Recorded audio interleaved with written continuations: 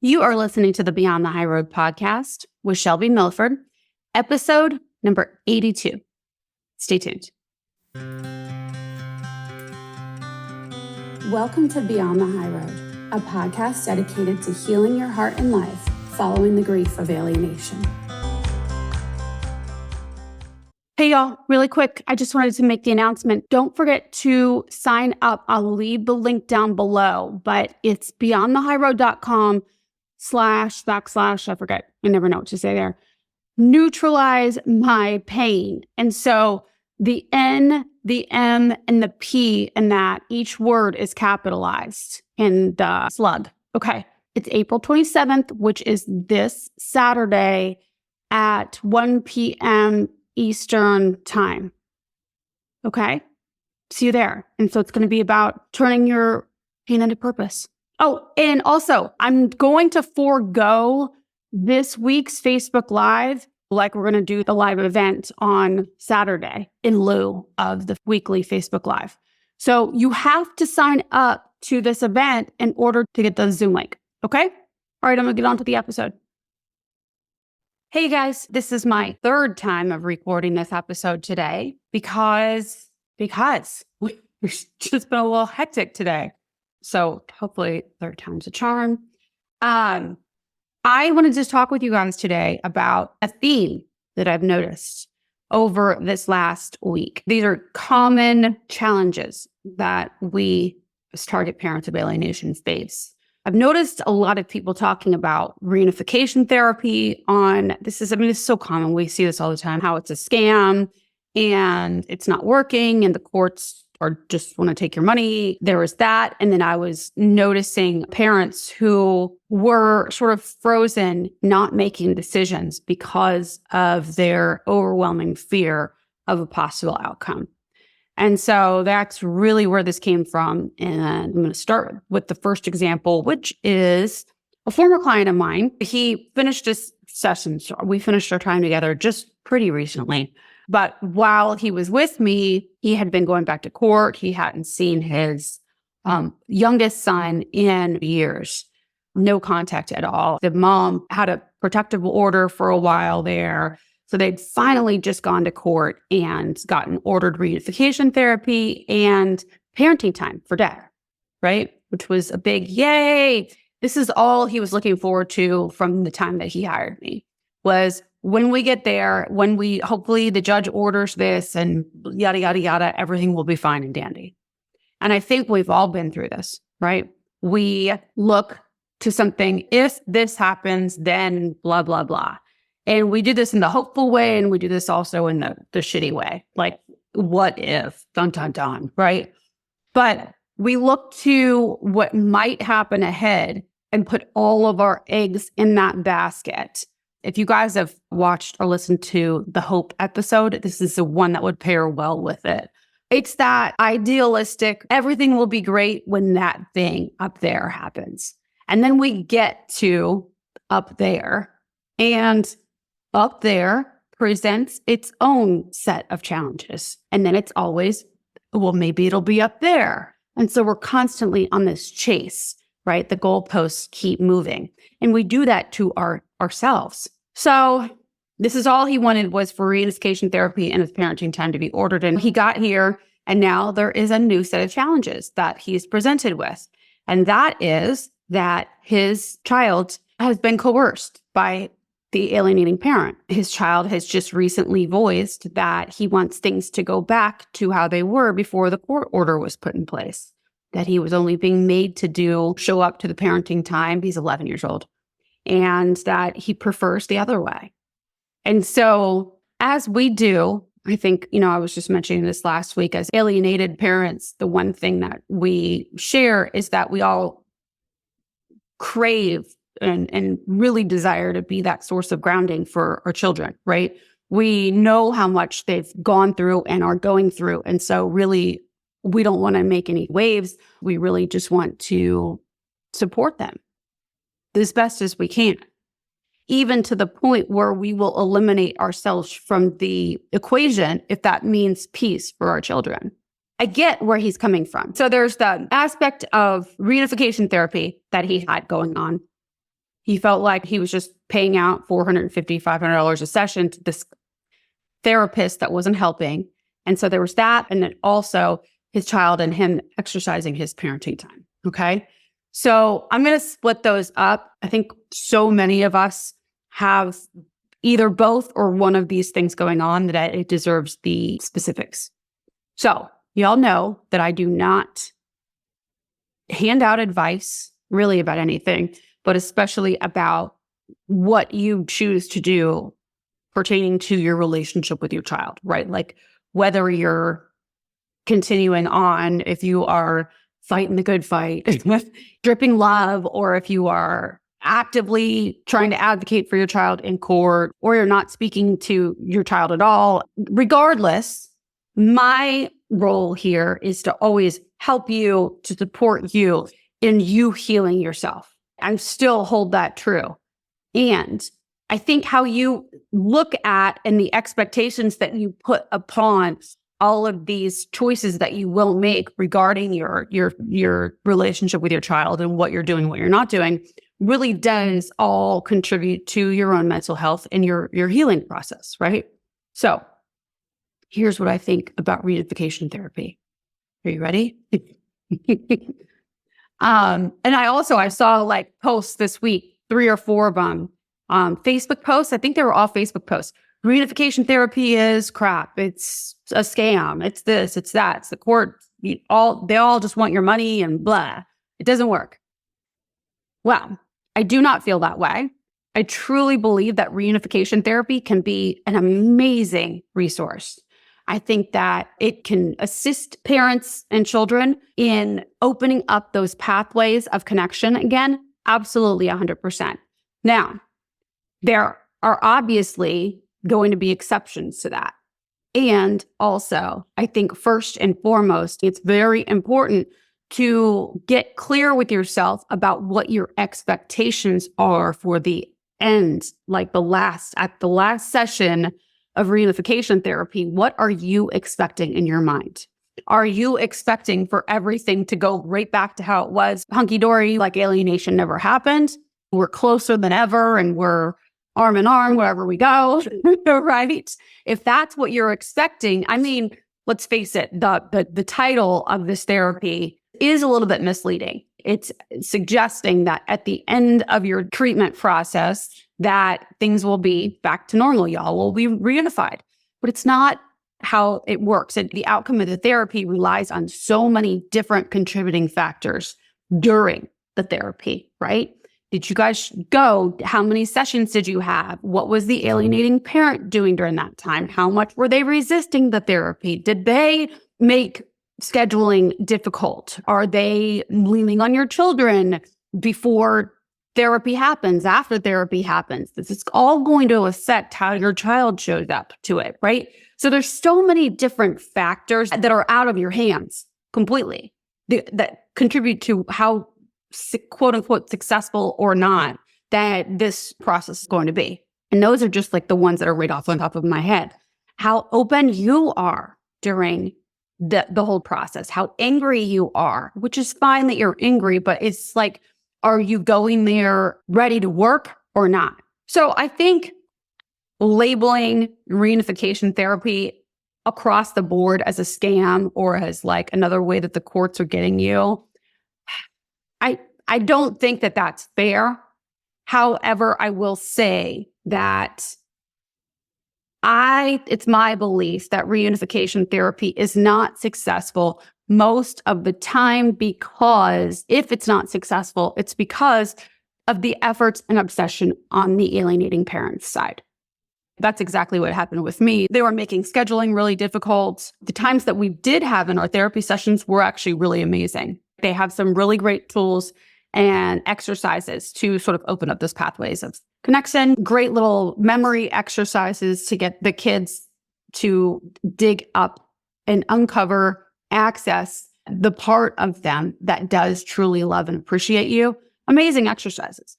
Problem is if you can't get the kid there, then you're not going to have any outcome. And so if they're making it difficult for scheduling, then that's one thing. Also, how far the appointments are spaced out. This makes a huge difference too, because if there's too much space in between them, then the kid's going to go right back to where they were in too little space and it's overwhelming. Yes, the appointments are expensive. No, not all therapists are worth the amount that they charge. I truly believe that there are some therapists out there that don't know what the fuck they're doing. I do. And I also believe more times than not, the conditions that these therapists are given are not workable. Therapists are not sorcerers, right? They're not superhuman. If you are dealing with an obsessed, alienating parent, then they will sabotage any sort of progress they see happening. That's where we run into the problems.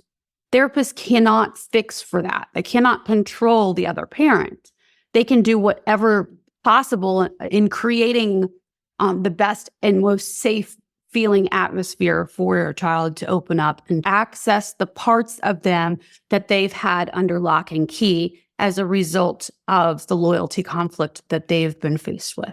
So there's a safe space that they are able to show love to you, but they cannot make the alienating parent change. So that's really when the reunification therapy fails. Also, too, my daughter was showing up and accusing the therapist of being on my side, as if there were sides. And then I was like, oh, I see how we're going here. And so this is something that can happen, of course, and I think this is a very common occurrence during the process. If they're starting to make progress, then it is true that I think the kid will feel conflicted. Many times our children will rediscover the connection that they have with you, and then will leave there feeling a little bit unsafe because they know that they cannot divulge their newfound rediscovered love for you. They have to keep that separate and compartmentalized. And so that can feel scary for the children to have to step in and out of those two different worlds. Because usually if reunification therapy is happening, then obviously there's been a period of time, a disconnect, right? And so that disconnect has likely been a relief on your child. If I'm going to be frank about it, it's less cognitive dissonance. They're not having to deal with the internal war of, do I love my parent? Do I hate them? Do I love them? Do I hate them? They're just on the one track. I believe given the right therapist, there's some really great reunification therapists out there, that it can be an amazing tool that works in tandem with all of the other tools that you choose, right? So there's not one end all be all like magic alienation reverser out there. That's where I think many of us as target parents need to sort of temper our expectations, become very clear on what it is we think that each one of the resources is going to provide for us. I like to look at, with anything that I'm talking about, but especially when you're talking about your relationship, like reconnecting with your child, you have a toolbox. It's like a collaboration, placing all of our eggs in one basket and saying, well, gosh, I just hoping and praying that reunification therapy is going to stick, is never going to be your answer. It's too much responsibility and power on this one thing, and there's too many factors that are involved and can affect the outcome, especially when we're talking about working with an alienated child and an alienating parent. So I cannot tell you whether reunification therapy is the smart thing for you to do, but I will say that too often we want to look out at what could happen, or what so-and-so did, or what didn't work for whoever else, somebody else that they read about online. When we rely too heavily on whatever outside of us, we dull and silence our own wisdom, our own inner voice that's always telling us what to do, so long as we're opening ourselves up to hearing it. Okay? So I think it's very important for you to trust that you truly do have your own answers. But when we run into this indecision, confusion, not knowing what to do, so we feel frozen and don't make any decisions, or we make a crappy decision that we regret later, that's usually because we're coming from a place of fear. We're not having agency over ourselves and trusting that we know what's best. When we regret something, things that have happened in our past, most of the time, I was trying to think about this earlier today, anything I've regretted doing before, I have regretted only because I wasn't standing in my power at the time I made whatever decision I made to do whatever it is I did. The things that I regret doing all came from me acting from a place of fear or trying to protect myself or my daughter at the time, and ended up not thinking clearly at the time. When we're in fear, when we're trying to avoid and circumvent and go around, we're rarely thinking clearly. We're thinking with our emergency brain, which shuts down the critical thinking. I see so many of us that don't know what to do. We end up frozen in indecision and confusion. There was a post that I was reading earlier today on Facebook that is like, I just worry about what the judge might think about what my kid could say to the judge in years from now, whatever it was, right? And I know that many of you out there, myself included, had this very same thought. What is the judge going to think? What if they do allow my kid to have a voice? Is my kid going to say that they want to live with the alienating parent? And is that going to weigh on the judge's mind? Is the judge going to look at me different? All of those things, right? You cannot control that regardless. You can't. And if you focus and worry on that alone, it will keep you completely debilitated. Back to my client. So the other thing he was worried about, and I know that this is a very common thing for us as target parents. The idea was that maybe by exercising his parenting time, that he was putting his son through too much, that he was contributing to the pressure that his son might be feeling. I know we all have gone through or had very similar thoughts to this, and you want to save them the suffering, the pressure. You don't want to be another source of contention or obligation for them when they're already going through so much. And again, I'm not going to hand out any blanket advice on this, but I will say this. In the case with my client, he was thinking about bowing out. Maybe he was being selfish. I'm kind of paraphrasing what he said and probably just assuming some other stuff. I told him that regardless, he was basing his decision to parent his child on the way that somebody else was behaving in his son's life. And so basically he's acting as the enabler to the alienating parent. Does that make sense? Because of whatever somebody else is doing, now he's having to try to act, not act, go around and save his child the pain that his child is going to be feeling anyway. Because as we know, alienating parents are typically of some sort of disordered personality type, right? And will manipulate those around them to serve them in the way that they feel that they need to be served. So if it's not about the target parent, it's going to be about something else. This child is going to be feeling pressure regardless. And I don't mean to sound so lackadaisical about that or so matter of fact about that, but it is the reality of what's happening. So I was telling my former client, he can either be a father in his child's life and separately his son feels pressure from the alienating parent, or he can choose to not be a father in his son's life and his son will still feel pressure from the alienating parent. Either way, the kid's going to feel the pressure. Removing himself from the situation isn't going to change the fact that mom or alienating parent is manipulating, coercing, pressuring him in order to serve her own needs. She's going to do how she do. It's not going to change. So now in the end, do you want to find ways, create ways to be present in your child's life or not? This gentleman, my client, he is blessed with opportunities to be able to exercise his parenting time. And I know for him, that is what he truly wants right now. Some parents out there I know are not open to going back in that, and that is fine for you. I don't think that there is a right choice or a wrong choice here. But I think for each of us, for each of you, just do yourself the favor of asking the high quality questions so that you can come to the high quality answer. That's what so many of you, you're coming from a place of scarcity or fear. And so you're trying to do damage control instead of coming from a place of empowerment and advocating and doing the most loving thing for everybody involved.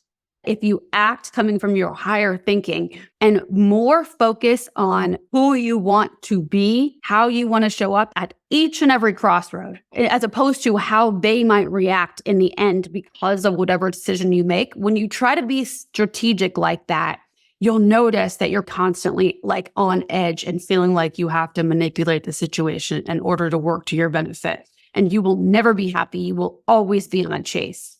It is one of the worst feelings in the world to feel like you're constantly having to like check the wind to see which way you go, which decision you make.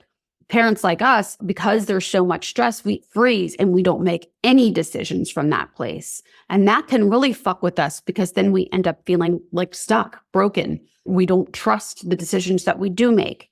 And so it creates this whole other dynamic within ourselves. We feel like we're not equipped to make the best decision possible. We start looking outside of ourselves to other people to make our decisions for us when we really, truly are the only ones who actually know what's best for our situations. Nobody else knows it better than you. You are the expert in your life. You hear me say that all the time, but I truly mean it. And when we're basing our decisions on what we think we want an outcome to be in the end, I think we oftentimes will sell ourselves short because we're working so hard to create this one outcome. And what if something better comes along? What if you can't even think about how amazing something could turn out if you were just patient with it? You just never know. Now, that isn't to say that you don't set goals, because goal setting is 100% worth it and a smart thing to do. But that's a whole different episode. And I think I've shared my feelings on that with you.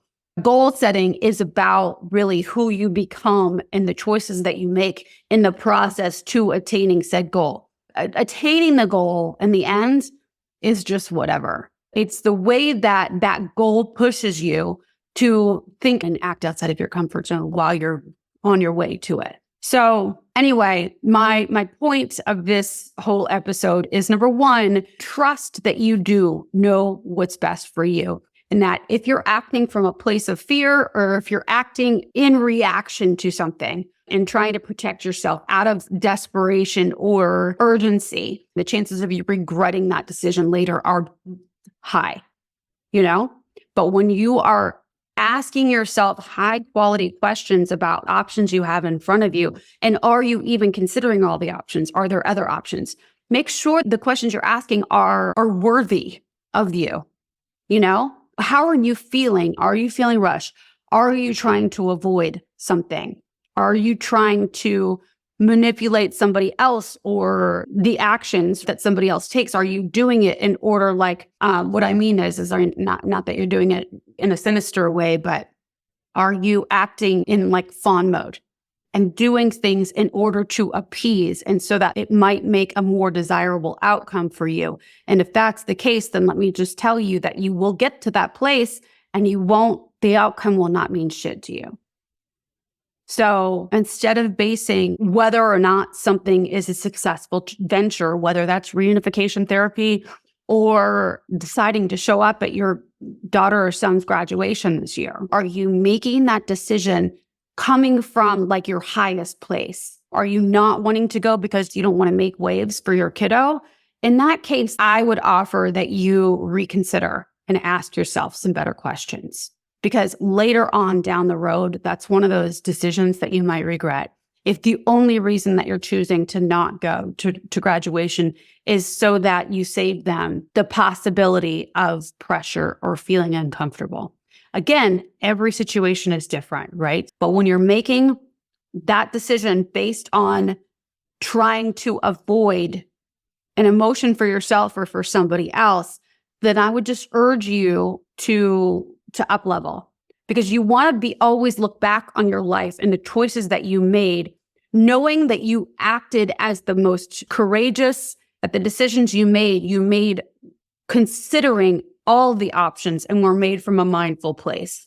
When you look back on any decision you've made in the past and you were considering everything, everybody involved, then I guarantee you those decisions that you made from that higher thinking place, there's no regrets there. Even if there were adverse consequences afterwards, because you have learned something in the process. And there will be mistakes, but those were just things that you learned from that. They're not regret worthy. When you're doing your literal best in the moment and being mindful and taking all the things into consideration, then how can you kick yourself?